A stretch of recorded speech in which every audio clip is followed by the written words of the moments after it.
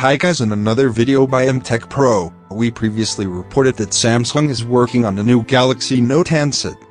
This will likely be a model that's more affordable compared to the Galaxy Note 10 and Galaxy Note 10 Plus. We have received some information about this device that we would like to pass along. Samsung appears to have decided on the name for this device. We hear that the new affordable model is going to be called the Galaxy Note 10 Lite. Since it carries the Galaxy Note 10 branding, Samsung could release it in the coming months.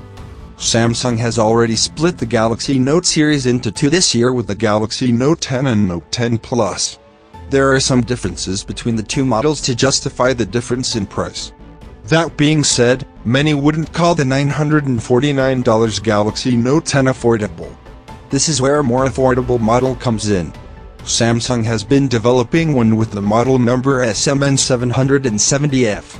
We also know that it will be headed to Europe in at least two color options, black and red. We have now been told that this device is going to launch as the Galaxy Note 10 Lite. As for what will make it an affordable Galaxy Note remains a mystery for now. Just how much can the company take away from the device to bring down the price and yet not dilute the Galaxy Note brand significantly remains to be seen. It would also need to offer S Pen support, otherwise the device will go against the ethos of this series. It would make sense for this device not to be branded the Galaxy Note 10e.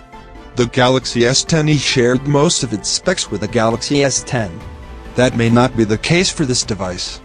Details about the specs and features of the Galaxy Note 10 Lite are limited at this point in time. We expect to hear more as the development progresses.